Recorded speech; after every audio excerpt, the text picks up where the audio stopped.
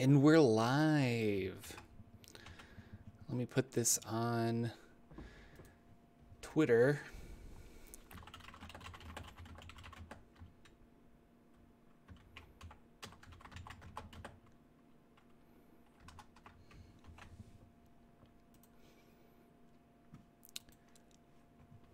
How's it going? Boom. Oh, thank you, Kedron. Mr. Mercer, I should say. That's very nice of you to say. I have a great time with the channel as well. So I'm happy it helps other people. Hey, Karza. Test, test.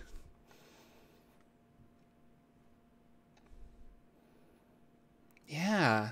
So I was going to play D&D today and it got canceled. And so instead of working on a video like I should be working on a new video, I decided to do a live stream instead. So I'm going to pop out my chat so it looks like I'm actually staring at the camera a little bit more rather than down. New monitor. It has been a long time no chat. I should do these once a month, I think. Once a month live stream chats just to be like, what's going on? So, yeah. The Chaotic Magnet. Hey, how's it going there? Got some patrons in the house. That's awesome. Use all my videos for your game. That's awesome. I'm so happy. Yeah, once a month sounds good. I think I can handle once a month. I get a little nervous live streaming. I'm just not used to streaming in general. I kind of hide behind editing. So, yeah. Did you guys see that the Forgotten Realms archives on Facebook just hit 10,000 members, I think, which is really awesome. They have a really good Facebook group and lots of people chat in there about the Forgotten Realms and the books and things like that, history and lore. So you should check that out for sure. Karza is playing Strahd right now and almost died, but it was a good time. 10 out of 10 would do it again. Good friend of the show, Lex Mandrake, who is part of Dank Dungeons, he just posted on Twitter that his Tomb of Annihilation game was a TPK, and so all of his players are now making new characters so that they can finish the dungeon. So it's crazy.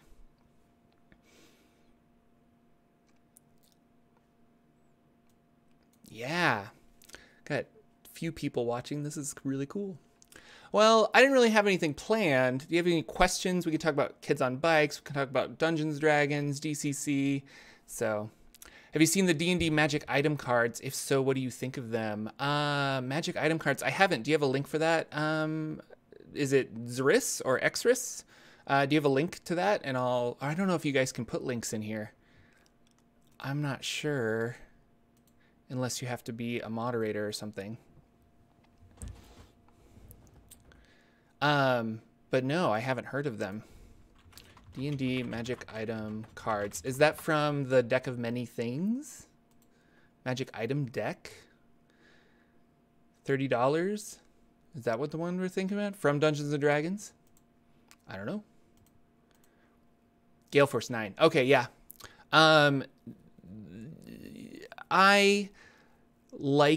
So there is a website that you can print your own cards, and I would make cards for magic items that I was giving to my players, and then that kind of became, it was awkward to keep track of, so that became, let's all put it on one sheet of paper so that they can keep track of what their magic items do easier.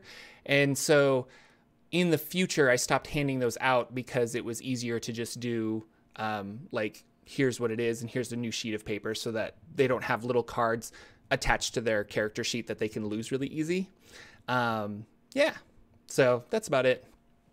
So I probably would not use them, but I like the idea of them. It's kind of fun to fling something across a table and be like, you found this. So I like that. Yeah. Yeah, you can't put links. Sorry, Kedron. I have to figure that out. There's something about moderators might be able to put in links, but I don't really know how to make people a moderator because I don't stream as much as I should. So, hi, Timothy. How are you doing today? What do I think about D&D esports? I am excited for it. We talked about this yesterday on the Saturday morning D&D show because it was part of the D&D news. But I'm curious about the format of it, whether it's going to be a bunch of players versus a bunch of players, or if it's going to be a bunch of players versus people controlling monsters. So that the game's kind of balanced, because the game is balanced for players versus monsters as opposed to players versus players. And then is there like dungeon master referees? It's really interesting. I think it's gonna be fun. Regardless, like there's no wrong way to play D&D, and this is just another way.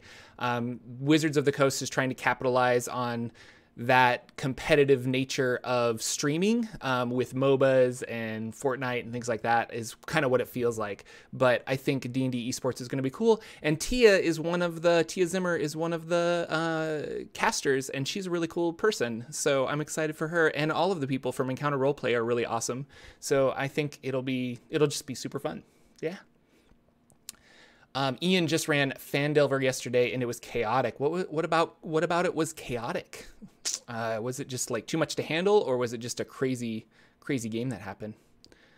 I just showed a friend your Tiefling episode to help her out with character building, and she loved it. You did a great job at researching and sharing your findings for audiences who are new to the hobby. Thank you, Taylor. I don't get everything right, as was made apparent in my Dragonborn video, but I try to do... I try. And so I have a lot of fun with the channel and making those videos. Working on an Eberron video for this Wednesday, so that should be really fun. I have it recorded. I just need to edit it. And instead of editing, I decided to do this afternoon. So that's really fun. Yeah. Oh, hey, it's this guy. Hey, Indoor. How's it going? It is considered bad if a DM changes a character. Is it considered bad if a DM changes a character's backstory? Well, it's kind of up to the character for them to have their backstory. So maybe I would just work with your player and be like, I kind of thought it would be cool if your character was going in this direction, unless you want it to be a surprise. Like one of my characters, they rolled randomly that they have a son that they don't know about. So I've been trying to work into this, like, that their son is going to pop up at some point, and they don't know anything about that, but they knew, I guess it was in their story. So Robert says, love the planes videos for D&D. Thank you. I also love the planes, and hopefully my players in my Sunday game, which is not today because we canceled, but hopefully the players on my Sunday game will be plane hopping next, is kind of what I think. Hello, Eli. How's it going? Yes, Mops Entertainment, you are correct. They are no longer D&D sports. They are now RPG sports, because they didn't want to limit themselves to D&D. So that's gotta suck too, because they remarketed all of their branding and stuff to RPG sports, had a new Twitter, new websites, all this other stuff. So yeah. What is your favorite deity in the Forgotten Realms? Or if you can't pick one, what are your top 5? I'm gonna have to say favorite deity is Loviatar, the Lady of Pain, because of the Death Cleric that I played that worshipped Loviatar. I just really like her, and I don't know, like, I think it's because that's the only cleric I've played, so I got really attached to Loviatar, but there's so many awesome ones. Savras is a big popular one at my table because we have a monk that follows Savras, and Savras does lots of cheeky shenanigans with the party, so I like Savras a lot too. But those are all because of games that I've played in, not necessarily because of the lore. So, yes, Calmrix, Star Chaser. That's much easier to say. You are welcome for the vids. It's awesome. I have a lot of fun making them. Favorite class to play? Probably Wizard. I want to try a Sorcerer soon. I just like casters in general, but I really like wizards. I like the versatility of being a wizard. So, yeah. Hi, Mishi. How's it going? Eberron is cool, but is it considered a Forgotten Realm? It is not considered a Forgotten Realm. It is its own separate campaign setting. I just kind of fell in love in Eberron and felt... to be honest with you guys, I always felt a little burnt out about Dungeon or Eberron or words. I felt a little burnt out about the Forgotten Realms, that I was kind of like digging at the bottom of the barrel, and doing Eberron videos kind of reignited that fire in me to make videos. So I decided to do like 2 or 3 Forgotten Realms videos, or just Dungeons and Dragons videos in general, and then do an Eberron video to keep me motivated. So I love it. Valen, hey, so glad I caught this. Yeah, I'm glad you caught it too. It was kind of a spontaneous stream. I just decided to stream. Ian says, my players always get up mid-game, get distracted during combat, and mess with electronic devices. That does happen. I think a lot of my players text more than they listen to me sometimes, which can be discouraging as a dungeon master. But my Hot Springs Island group, they are very focused and love D&D and are very invested in the story. So they are not on their phones at all, which is kind of cool. So I have both sides of that coin. It doesn't bother me too much because everybody plays a different way. So do you want to play Shadows of Am with me? Maybe not. I don't know, Valen. Shadows of Am is Baldur's Gate expansion, correct? Love your lore videos. Helped me a lot to keep things up, all things Forgotten Realms. You're welcome, Mishi Knight. All hail Lord Vecna. Yes. Advice, Ian, on your players not paying attention at the table. That's a tricky one. I wish I had a magic answer other than just talking to your players and being like, I would like you guys to be more invested. Oftentimes especially during combat, I'll tell the next person that they're on deck so that they should be thinking about this rather than thinking about their turn rather than like messing around on their phone and stuff. But you got to understand, from a dungeon master perspective, you're always busy. And from a player perspective, you're not always busy. There is just downtime while you're waiting for other people to have their turn. So it's not uncommon in our generation to be like, oh, I don't have anything to do, I'll check Facebook. And so I don't know. Kids on Bikes. I love Kids on Bikes. Really excited for it.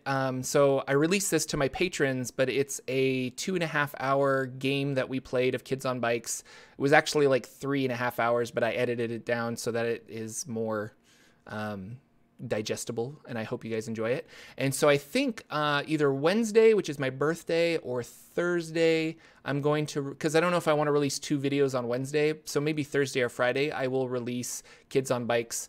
And I was going to put it on the Saturday Morning D&D channel, but I think now I'm going to put it on this channel. And so you guys can enjoy our Halloween episode of Kids on Bikes. I really like it. I had a lot of fun. I think my players had a blast. So this is my first foray into making role-playing game content for like consuming like this. So it'll be fun. It was just a fun game we played, and you can find out what a terrible dungeon master I am, or what do they call it? I guess it's game master in Kids on Bikes. I don't know if they have a specific word for it.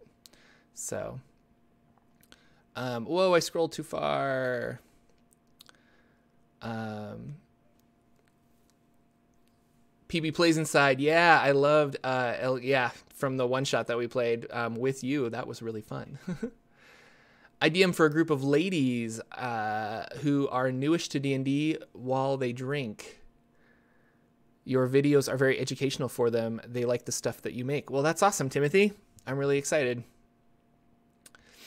Made a homebrew campaign I spent months making. First season fell apart because a player made his character a Texan cowboy. Didn't fit in and wasn't notified beforehand. How would you approach that? That is a good question, Keyblade Master. I would talk to them, but it's kind of past that point because they just kind of surprised it on you. Maybe expand the homebrew campaign that there is another continent with like a Texas cowboy setting, or he's, man, that is a good question. I'm not really sure. I would talk to my player and say, how can we come to a compromise between your character and my world? That seems like the most sense to me. So, or ask them to re-roll another player if they're comfortable with that. Some people would just be like, oh, I didn't realize, like, and I'm not really attached to this character, I'll re-roll another one. But yeah, Texan cowboy. Can you tell me, what is your world, Keyblade Master? Like, is it more medieval fantasy and this just doesn't fit at all? Or is it like, I don't know, is it space and you're straight up got a guy who's herding cattle? So I'm playing a Divine Soul Sorcerer multiclass into Hexblade Warlock named the Sorlock, and that's super fun. I hear that's a good combo of stuff. So, oh, I always scroll down and then I lose everything. How would you feel about having a human wizard with a heritage from Netheril, Mythdraenor, and Galtogrim in a campaign or a one-shot? I would like it. I think it's awesome. The /r Eberron Discord server says if you ever need help with them research, there they are. We have Keith Baper pop in once in a blue moon. Mops Entertainment, that sounds great. I will check that out. I'm in the Eberron Discord, but not Eberron. I'm in the Forgotten Realms Discord, but I'll check out the Eberron one, and I should figure them out. Yeah. Hey Renee, nice to see you. My new computer is amazing. I really enjoy it. Have I ever played Call of Cthulhu? I have not. I don't super love the Call of Cthulhu mythos. Like, I like it just fine. Maybe if I played a game, I would fall in love with it. That's probably what needs to happen. So, yeah, thank you, Chad. I will check out the Eberron Discord. Actually, I'll write myself a note. Oh, I don't have any paper. I'll write a notepad note. Eberron Discord, and we'll call this cool things that I learned from chat today. Give us a quick summary of Kids on Bikes. It's a very it's collaborative storytelling to the max. I feel you hand over narrative power to the players that win rolls. So if they succeed on a roll, they get to describe what happens. If they fail on a roll, the dungeon master or the game master gets to decide what happens, which was a little intimidating for my players because from D&D, I usually describe just about everything, except occasionally I'll say, how does this look? How does this work? And they're like, oh, it works like this. Or they'll not how it works, but like describe how you kill this enemy basically. But this one was very much like, you win this roll, like what happens? Tell me. And they're like, I don't know. Tell me what happens. I'm like, that's not the game. It really makes me want to watch or play Tales from the Loop. And so I'll probably start watching some Tales from the Loop streams to kind of see if I want to pick it up. But Kids on Bikes, it's a very simple, very fun. If you have some really creative role players, it can be a really great game. So I want to play it again. And I think I want to make a Sasquatch character and have it be about Sasquatches. So H. Bradley says, I just got into D&D, started painting miniatures, picked up a bunch of pigments today. The kit came with a mini called Minx and Boo. Who are they? Minx and Boo are... Boo is a hamster, I believe, and Minx is a barbarian. And they are from the Baldur's Gate game. And they were popular enough, they got a comic book and things like that. Happy early birthday. Thank you. I'm very excited. I'm going to be 36. There's a girl in our group who whines when we don't play D&D and gets really annoyed to the point of messaging us, yet she'll be on her phone and not pay attention. And when she does, she's never role-playing. Oh, that is rough. I don't know. Like, sometimes these are just social problems rather than role-playing or D&D problems, where it's like, well, I don't know.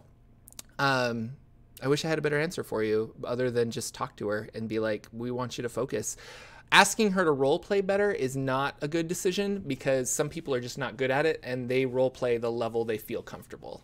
I have a couple of players that don't role-play at all, mostly describing what their character does as opposed to what their character is, like role-playing it out in character, and that's completely fine with me. But then I have my Hot Springs Island people who are very much into the role-playing and they have a great time. So it's just, you can't play D&D wrong. You can't annoy your other players at the table, and so that's kind of what it sounds like you have a problem with. Chad from the D&D cast here. Hope you checked us out and liked us, but even if you didn't, we're releasing a Halloween special that is playing the Nightmare on the Mournland Express one-shot. I did check you out, D&D cast, so awesome, Chad, and you guys should check him out as well. It sounds really cool, so I will definitely check you guys out on Twitter. How about I do that? Do you have a Twitter, D&D cast? D&D Dadcast? Or Dadcast, I should just say. I can't read or write. It's one of my problems. And it's available on the DM's Guild and is a great one-shot Eberron adventure. Okay. Yeah, I'll have to check that out. It sounds really cool. Is it, well, it sounds like a lightning rail mystery or something. So that sounds fun. Have you ever converted anything to Dungeons and Dragons? I have not. Oh yeah, session 0 would help with that too. So, Keyblade Master, the world is like Final Fantasy Tactics and Fire Emblem of the Holy War, medieval like European setting where the fantasy world is slowly dying. Are there guns, or what kind of a Texan person is he being in this? Yeah. Your Forgotten Realms lore are amazing. Super helpful when I'm running Storm King's Thunder and Waterdeep Dragon Heist. That's awesome. I am hopefully going to play in Waterdeep Dragon Heist. I'm really excited. So, you can build a tortoise monk and be a teenage ninja turtle. You can. I really want to play a turtle druid. I know it's kind of cliche, but especially a turtle druid of the Spore Druid. So I'm excited for Ravnica. I wasn't going to buy Ravnica, but I think I am for the Spore Druid because I got really excited about that. So question, DJ Skull Crusher K. How do you like the idea of your warlock patron being goo? A goo-lock, some might say. Ganondorf is a great god that is the lord of oozes and slimes, and I think he would make an awesome warlock patron. You could definitely go that route. So I did a session 0. He showed up late and it was only around for a pre-session where the character's text and personality was just not fleshed out at the time. Yeah. Have you played Cyberpunk? I hear it's fun. I haven't, but I hear good things. I like cyberpunk novels. So, I scrolled too far. Oh no.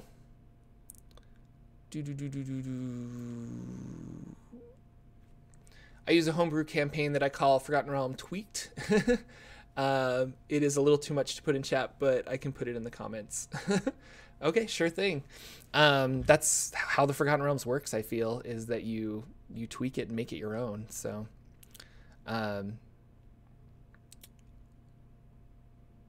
shared narrative power isn't cool. I introduce it to all the games I DM, and you should try it in D&D. Mishi Knight, you are right. I learned a lot from Kids on Bikes, and I think I will implement it more into my D&D games because I liked the collaboration and I liked giving my players more power for what happens. Because you can always change it. I guess my fear was that they were going to go too far or something, but so yeah.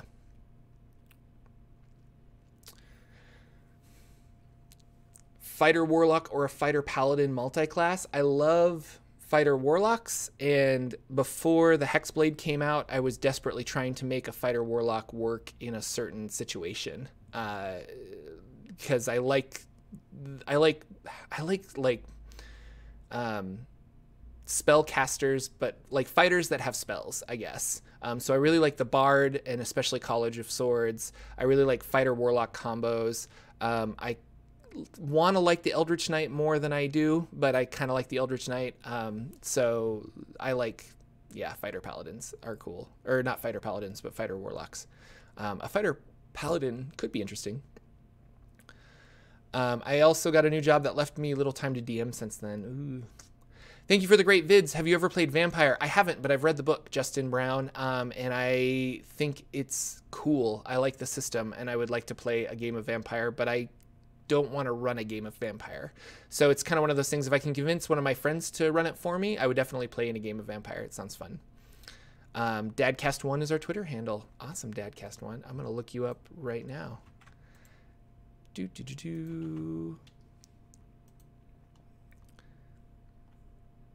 I'm assuming Dadcast0 was already taken. So.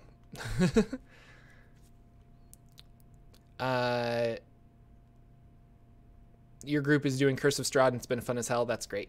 I had a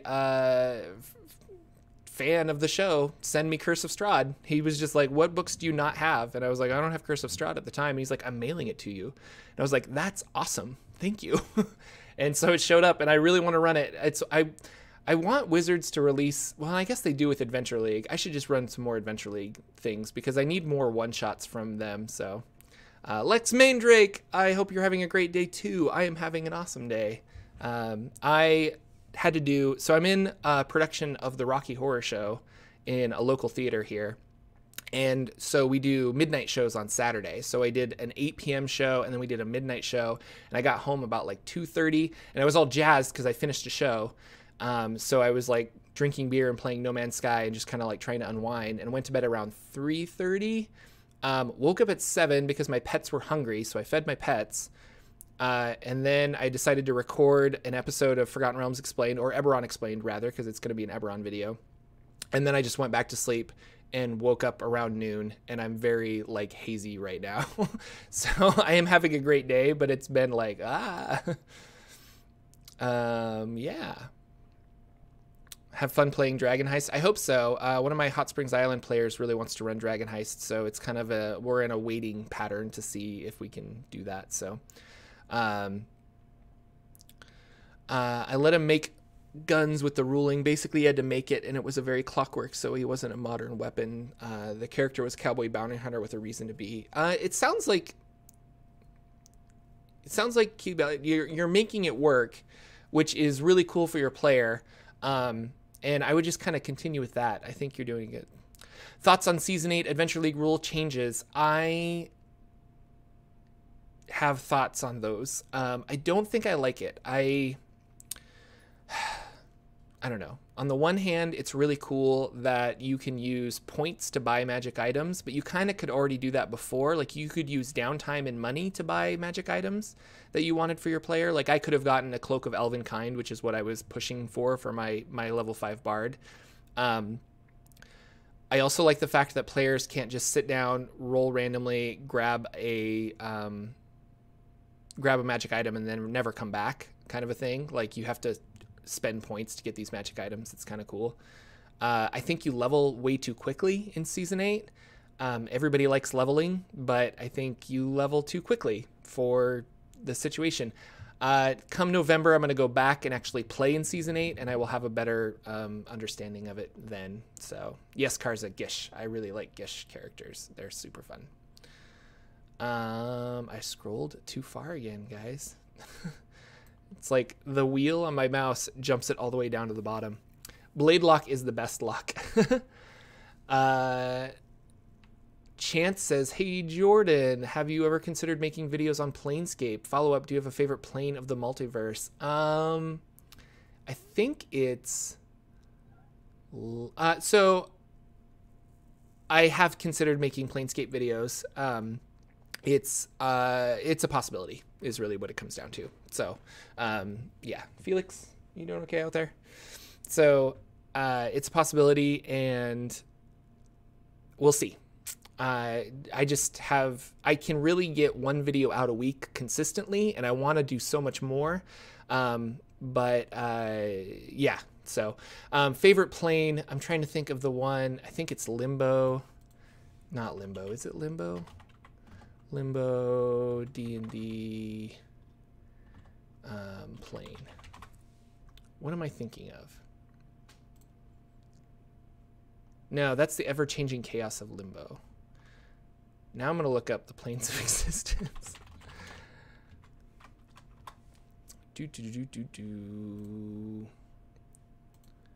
I am thinking of Pandemonium is the one that I really like. I super like Pandemonium. And I think it's really awesome because it's just this like tunnel cheese of underground rock, and there's wind and howling screaming, and it's just a terrible, awful place to be. And I think it's really interesting. So I like it.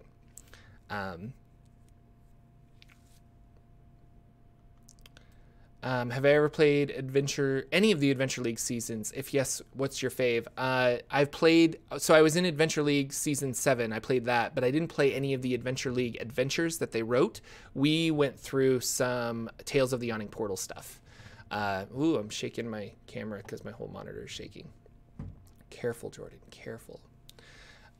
So I've read a bunch of them, though, and I don't really have a fave because I haven't played any of them. I haven't really ran any of them, but they're fun. So,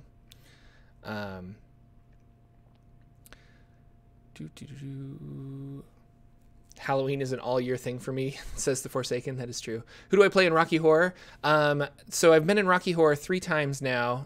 This time it's a favor for a friend, but I am playing Dr. Scott at the end. So, which is why my hair is still really long, because I kind of spike it up and I look like Beekman from Beekman's World. And I've got these really thick glasses and just a funny outfit, and they wheel me around on a wheelchair. It's fun. It's fun. But the reason I'm in it is because my friend is the director. One of my players is the director of the show. And he had, the guy that played Dr. Scott had to do a business trip, and so left like 2 weekends completely open.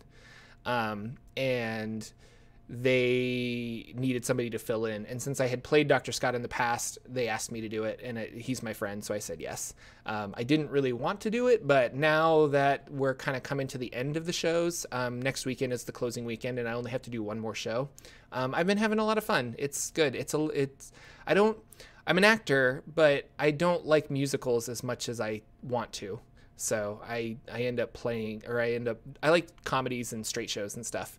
Musicals, it's something about the song lyrics. I always feel like I'm going to forget them midway, and I get little panic attacks when I go on stage, because I'm like, I don't know if I know my lyrics. And of course I know my lyrics, but I, for some reason, get little panic attacks, little butterflies. But I'm playing Dr. Scott. It's really fun. I come in at the very end. So what's my favorite pre-written adventure? Curse of Strahd, Storm King's Thunder, etc. Out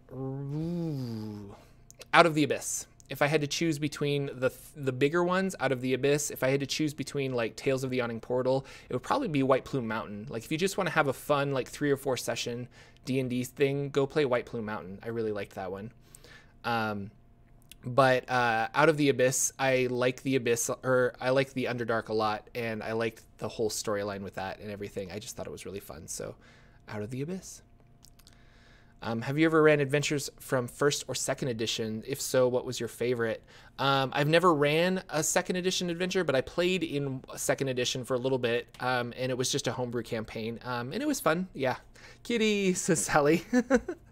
It is true. Oh, Felix. He's just hanging out by the window now. What's the longest campaign you have ever run / been in? We just hit our 3-year mark, and we still have lots to go. So the group that I play with on Sundays, we have played for like 4 to 5 years now. But we played my campaign, we took a break, and then we played Deadlands for like a year, and we took a break, and then we started playing D&D again. But we played different characters, and now we're back to that original campaign that we started. That was a homebrew campaign. And that is the longest group that I've played with, and they're kind of like the guys I started playing D&D with, so it was really fun. What are the role-playing systems that you have played? I've played Dungeon Crawl Classics, I've played Kids on Bikes, I've played D&D, Numenera, which was really fun. I really kind of want to buy the Numenera 2 books. Numenera Discovery and Destiny, I think they're called. I should get that, so. Renee says, ever considered doing a campaign journal, but instead of a campaign, it's your journey in time through playing through Baldur's Gate Saga on your new computer? I should play through Baldur's Gate. Maybe I want to stream more games, but my Twitch following is like super small, and when I do stream games, I'll get like 1 or 2 viewers. Like I'll come here on YouTube, and like we've got 69 people watching right now, so that's really fun. I have people to talk to, rather than just kind of playing a game on stream with like 1 or 2 other people. Yeah, I want to stream more games. I think it would be fun. I need to play those games. I know we've talked about this before, Renee. Planescape would be fun. Have you ever tried the Blade Singer Wizard? They're lots of fun. I made one for a one-shot. He was a pompous high elf with Unseen Servant, Mage Hand, and floating disc of his. That's cool. So I love the Blade Singer. I haven't played one, but I'm always trying to figure out how to. I want to make a strength-based Blade Singer, but it just doesn't work out because you need the dexterity for your AC. But I like the idea of a long-sworded Blade Singer Wizard rather than a short sword one, so that you can actually. I don't know. I just like elves with long swords. I think it's cool. But I have thought of that. It's on my potential thing to play. So what game series would you love to see official D&D placeholder books for? Like Final Fantasy, Dragon Age, Mass Effect. They're floating around. I love Final Fantasy, so I played all of the Final Fantasies growing up. That's kind of what got me into like fantasy and role playing games in general, and then D&D was second to that, and now D&D has kind of taken over. But I love Final Fantasy. I even played Final Fantasy 11 for like 4 years or something like that. A lot of fun. MMOs are very addicting though, so I would not recommend it. But if there was a Final Fantasy like role-playing game, I would be all over that, which I think there has been some like homebrew stuff to kind of make a Final Fantasy D&D-esque game. I don't know if I could find enough friends that would be willing to play it, but that could be really fun. I like stuff like that. So what was your virgin experience regarding Rocky Horror? So I had seen Rocky a couple times in college, and we had a good time. Being in Rocky, doing a live stage production of it is completely different. Not completely different, but it's weird being on the receiving end of the comments. So the audience still yells stuff at you because they think it's like the movie Rocky Horror. So they'll yell the callbacks and stuff, and you have to really stay focused as an actor because you can easily like, oh, I wasn't expecting that, or I lost my train of thought, or I lost my song lyrics because Jordan's scared of losing his song lyrics. But it wasn't traumatic. It was fun.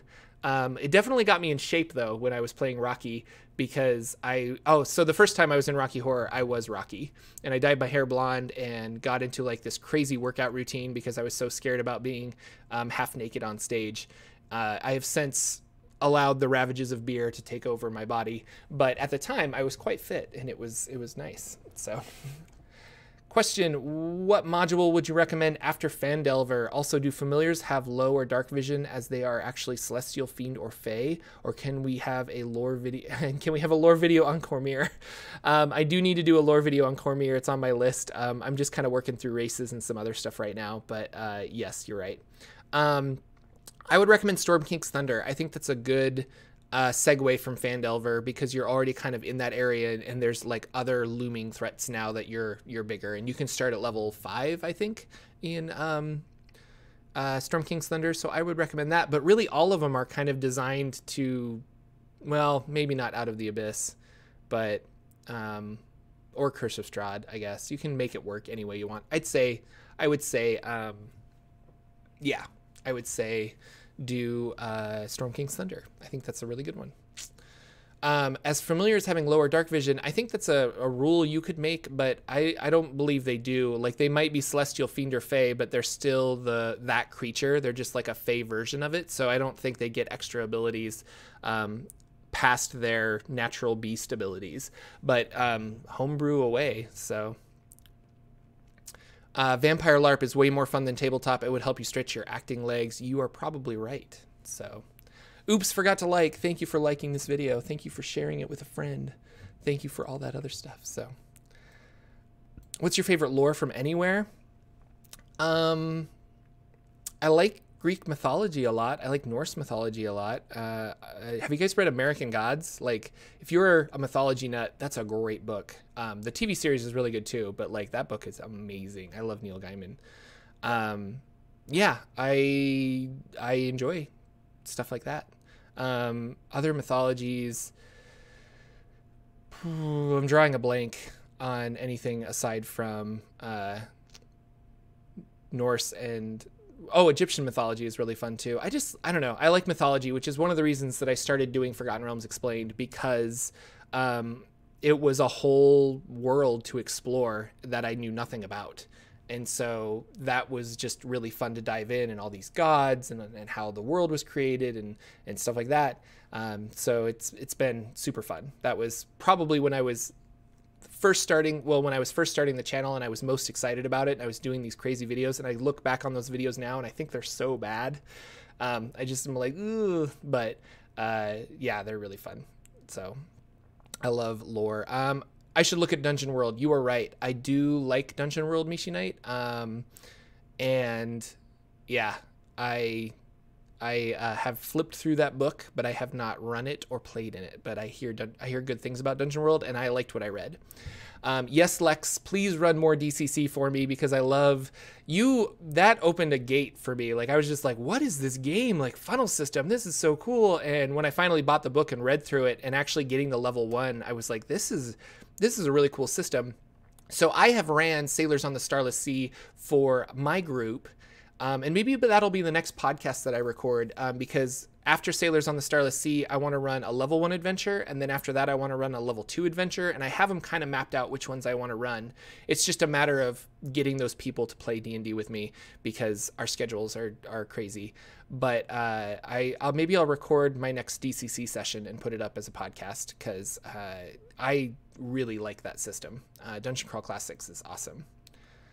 Can't I stream games on YouTube? I can, Jonas. I can stream all kinds of games on YouTube. The problem with that is I lose subscribers when I'm doing something that isn't lore related, if that makes sense. You would be surprised. Like, if I started streaming video games, people would be like, I didn't sign up for this, and they would leave. And so I kind of have made a promise to people to say, well, I'm going to... this is what I'm providing, and you guys will get that. So trying to grow the channel, I'm going to do more streaming on Twitch rather than on YouTube, because that's where you can find me and find me play games. Here is where you'll find lore videos. So, yeah. Do you remember the Valkyrum Dunes when you played 11? I totally remember the Valkyrum Dunes. I think everybody does. The PH is silent. It's so silent. What is your favorite magic item that you have ever used or made? I really like the Wand of Wonder. We've reshaped the Wand of Wonder to be an artifact of Savras, because Savras is the god of divination, and so it's a circlet that my monk wears, and he can cast the Wand of Wonder using, he just touches his forehead or whatever, and it's called the Eye of Savras, and it's this circlet, this tiara thing that he wears, and whatever happens is the will of Savras. And so it's been this like really funny running joke of like, well, he made butterflies appear. That is the will of Savras. And sometimes Savras have saved them in a clutch situation where he needed to roll really good and he like petrified the monster. And other times it's been like butterflies or grass growing or turning his skin blue or something. And so I really like the Wand of Wonder. It's super fun. What's your favorite type of D&D creature, favorite creature in general, and what upcoming videos are you excited for? I really like slimes and oozes, which I was talking to Cody from Taking 20, and he was like, well, what's your favorite monster? And I'm like, I really like slimes. And he was blown away by that. He's like, they're so boring. I'm like, no, I think they're so cool. And like, I want to make like an intelligent slime that worships Ganondorf, that is like starting a cult, and it's shaped like a humanoid, but it's actually an ooze. Like, I just think that's really, I don't know, I like slimes and oozes. I think they're cool. Like the gelatinous cube, they're not super strong. You kind of have to tweak them to make them fun they're challenging to players who don't know about oozes and slimes, but for veteran players you have to kind of change them up. But I like slimes and oozes a lot. And as far as videos that I'm excited for more Eberron videos that I'm making. Usually I have 3 videos in the bank, but because I've been busy with the show and life and lots of other stuff, I have no videos in the bank. So the video I'm making today will come out on Wednesday. And so I need to get back in the habit of making videos that are cataloged so that I can have some leeway and stuff. And then I can tell you the ones that I'm excited for because of the ones that are coming up. But I don't really know the ones that are coming up. I think I'll do more racial videos, but I just kind of decide. Have you come across any source material for the Amaskar civilization or the worlds of before the temporal stasis, 1st or 2nd edition maybe? Anthony, that's a really good question. Not off the top of my head. I would have to do some serious Googling and try to figure out source material for that. But check the wiki, I guess. That's a good place to always start. The Forgotten Realms wiki. Will you do the 12 mobs of D&D Miss again or just general monster videos? I haven't decided yet, but I don't think I'm going to do the 12 mobs of D&D Miss, mostly because it almost killed me making that many videos ahead of time so that I could release them one after another. but I want to do something for Christmas, and I'm not really sure. So I don't know yet. Hi, Carlos. Nice to see you. Thank you for coming out and hanging on things. What race class have you played through Neverwinter Nights or Baldur's Gate? I played a sorcerer in Neverwinter Nights. I played a wizard in Neverwinter Nights, and I've played a little bit of a fighter. My sorcerer and wizard were elves, I believe, because I just like elves. And my fighter was a dwarf because I really like dwarves. What is it about DCC that you like so much? Dungeon Crawl Classics is really, I want to say difficult, but like that's not it. Or that's not generally why I like it. It's very real. Like I like that there are lasting consequences for the decisions that you make in the game. So if you want to cast a spell, you roll randomly. If you roll poorly, that spell backfires and hurts you some way. So there's like consequences to casting magic. Magic is dangerous. There aren't spells like, let's light a campfire, because why would you use something so dangerous to light a campfire when you have flint and tinder? And so that's one of the reasons I really like it. And it's a streamlined version of D&D in a sense. Like there's just really fun mechanics about it. I think the fighters and dwarves get, and I forget the name of it, but they get an extra die that they get to roll for their damage and to hit. And that die kind of goes up. So I really like that they have this like expertise die that they get to throw into attacks and stuff like that. And you have low hit points. It's just more scary as a player. Like you could die at any moment. And you get to try lots of different characters because you roll them randomly. So I have a friend who does not like casters, and he rolled an elf. And so he has to play an elf caster, and he's kind of like, well, I don't know if I want to do that. And I'm like, but that's what you rolled. And so you're forced to kind of play outside your normal tropes that you enjoy. And I like that aspect about it too. It's like raw. Does that make sense? Like DCC is just like raw Dungeons and Dragons. And I like it a lot. It's really interesting. So here's an idea: an orc rogue PC, high charisma, intimidation, and low sneaking abilities. When he's caught, he scares the living crap out of his opponents, yelling, "You don't see me." I think I saw that on Reddit, so I'm gonna say that is true, Kedron, and it's really that's a fun way to play. Mr. Mike is gonna go to sleep, but he wanted to pop in and say vids are amazing. Keep up the good work, the food work. I will keep up the food work, Mr. Mike. Thank you, and I hope you have a good night's sleep. What is my worst DM mistake? Oh, Ian with the real questions here. Probably handing out too many magic items and being too... I was scared that if my players weren't winning, they weren't having fun. And so I handed out, this was way back early Dungeon Master Jordan, I handed out lots of magic items because like magic items are fun and I wanted my players to have fun. I was very insecure about my DMing process and whether my players were enjoying themselves or not. So I'm like, okay, well they have to win fights and they have to, oh, there's lag. Ooh, are we okay? Are we back?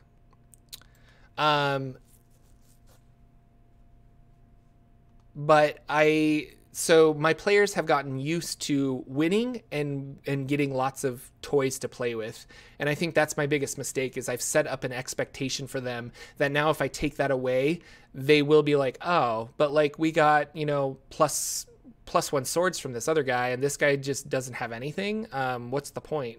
Whereas in hindsight, I wish they would let's say they defeat a dragon, they use his tooth to carve a dagger that is a magical dagger, or they defeat an ogre and they use his eye to like trade out to a witch to get something magical from the witch. Like I like the idea of them questing for things and going on adventures as opposed to like you defeated this, here's a whole horde of magic items. So yeah. The largest group that I have DM'd or played in, I have about 5 players, and that's the largest group that I have DM'd or played in.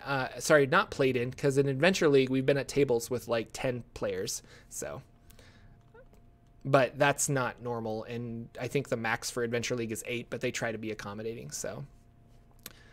Svelterharm ever breaks free from loss of control. Do you think he would join Ilias Trehi? Maybe.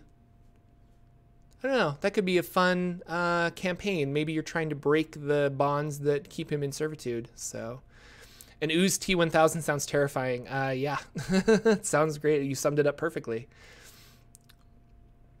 I have used the monster slime from Mordekainen's Tome of Foes against my players, but you're right. That would be a really good monster, boss monster, I think, for a one-shot about oozes. That could be really fun. Yeah, Sally, same thing. It's awesome. The Ooblex. Everybody's saying Ooblex. That's true. Love the videos about lore videos about monsters would be cool too. That would be fun. AJ Pickett does a great job of lore videos on monsters. So if you're looking for those, I'd recommend his channel. He does really awesome stuff.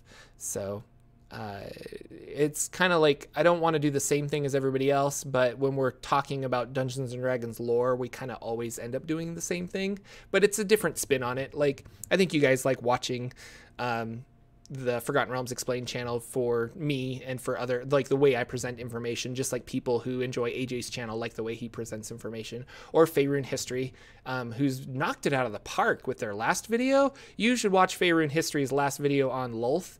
It's really good. Like the editing, the music, like he did a great job with that video. So that one was awesome. Did you come up with a solution to run higher level monsters with legendary stuff and spells, etc.? Go have a look at Ruhammer advice on the matter. I'll check out Ruhammer video. He's really awesome. So yeah, I'll check out his stuff. I just forget all of the abilities that my monster has, and I need to remember that they have legendary stuff and that they can cast spells. And I think if I make this mistake enough, I will learn eventually. So hello from Brazil. Hello, Gabriel. Dalton says, I discovered this channel while researching the lore behind Planes and got inspired to make my own channel separate from the one I'm using now. So wanted to say thanks for the inspiration. You're welcome. Thank you for watching the show or channel and sharing videos and all that other stuff. It's really great. I'm new here, so apologize if this has already been answered. What are your thoughts on 5e?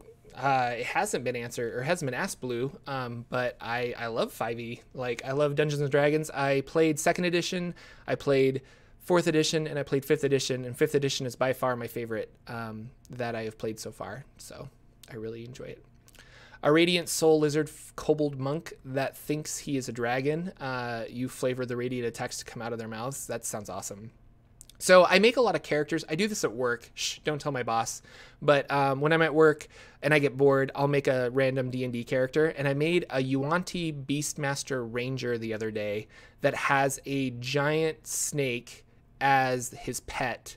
And he uses a bow. So he's in the back line, and at level 5, you can split your attacks between you and your pet. So he's in the back line firing a bow, and the snake is attacking. And because you get to add your proficiency bonus to the 2 hit and the damage, it's like a +9 for the snake to hit at level 5, which is amazing. And you do like 1d4 plus 7 damage, consistently always doing 7 damage. Plus there's a DC to do extra poison damage. But just that +7. So now I really want to play a Yuan-Ti Beastmaster Ranger, because everyone says that the Beastmaster Ranger is bad, which I see the negative side of it, but I enjoy playing weaker characters to try and figure out how to make them work, and I think I could make it work. So, and I want to play that character now, so it's really awesome. Have you done any videos on other settings, Dark Sun, Spelljammer, etc.? A little bit of Planescape, because I did all of the planes, but those were really just kind of generic lore. But I just started doing Blue Nova Eberron videos because I really like Eberron. And so, yeah, you can check out, I think there's 2 or 3 Eberron videos. There will be at least another one this Wednesday. And I really enjoy Eberron. So there's lag in the chat. I don't know what to say. I am green here on my screen. But yeah, that's no good. I'm catching up. Sorry. And I have it set to low latency so that I could like interact with you guys more. But I am also scrolling down through chat. So more info on monsters and how they fit into the Forgotten Realms. Sure, Exris. I'll see if I can do some more monster videos. That could be fun. Maybe I will try to do some 12 mobs of D&D miss or something. I should have called that the 12 mobs of crit miss. That was a missed opportunity. C'est la vie. Is there anything I do not like in 5e? What don't I like in 5e? I don't like grapple, and I don't like restraint. I don't like that there's grapple, there's restrained, there's paralyzed.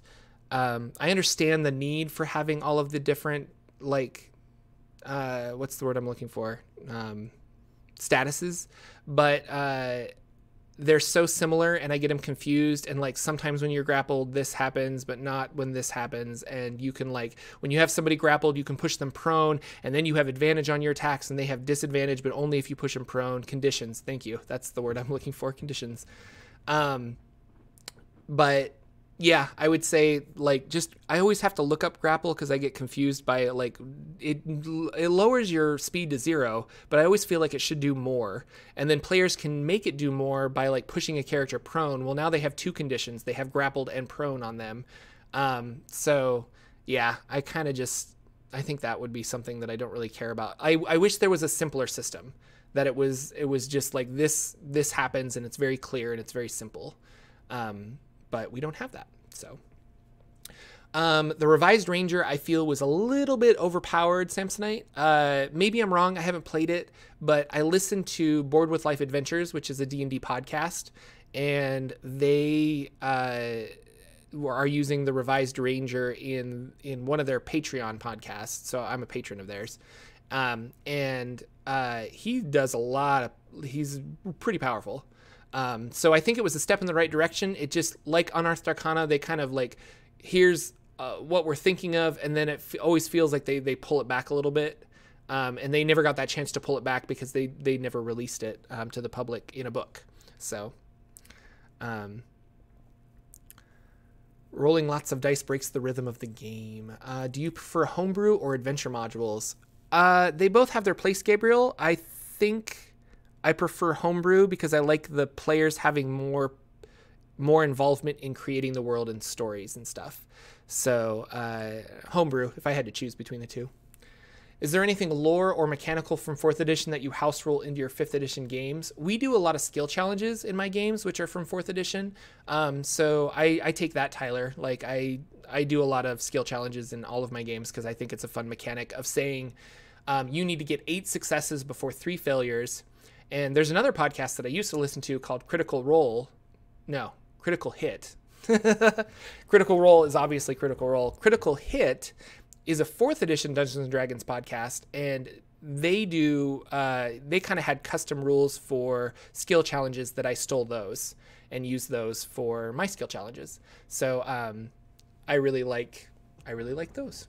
And I use those. So the idea is you have to get 8 successes before 3 failures. And I'll set a DC. I'm like DC 12.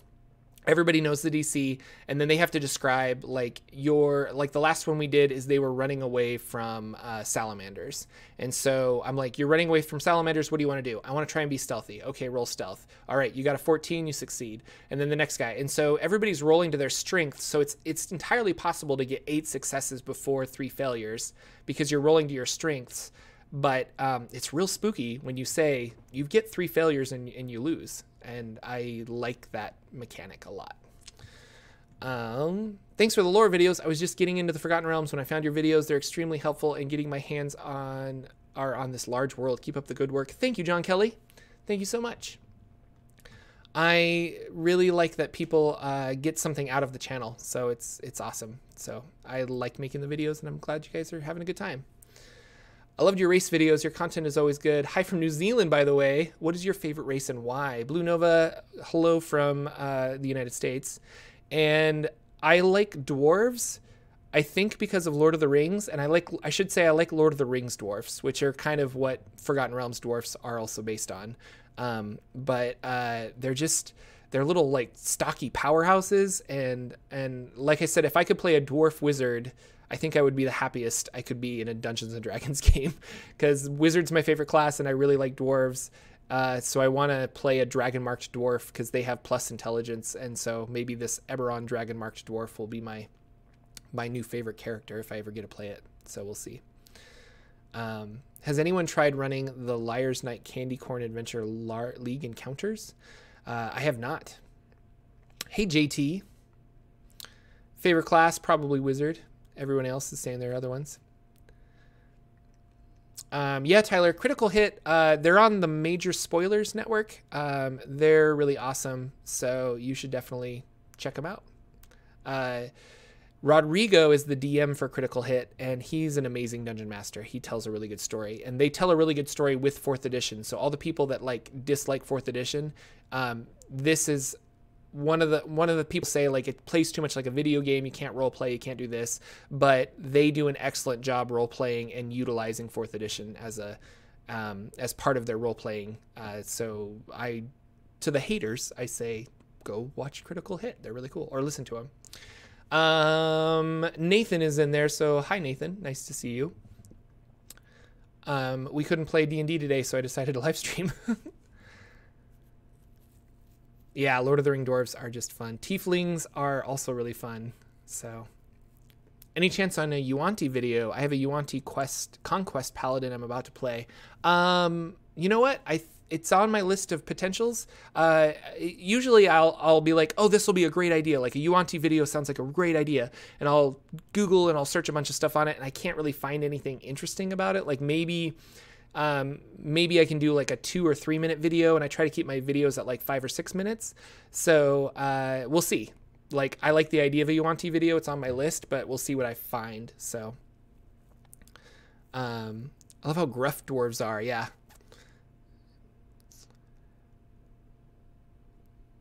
Sword Coast Adventures Guide is really fun. I use it a lot for my videos. There's lots of snippets of information in there. They did a good job summarizing the realms with the Sword Coast Adventure Guide. If you're into lore and the gods and things like that, I totally recommend that. So, well, guys, I think I'm going to call it here. Thank you so much for chatting with me for the last hour. This was really fun. I'm going to go edit some videos, and I think I'm going to take a nap first. But I want to say thank you for coming out and watching me talk to you for a little while. Thank you so much for chatting with me. I love these are fun, and you're right. I need to do this like once a month, so I'm gonna try and do this more. And I'll schedule them so you guys can know. Like he's gonna go live Sunday at 2 or something like that. But thank you so much. Thanks for hanging out with the stream. You guys are awesome. Take care, and I will see you in the next video. Bye, everybody.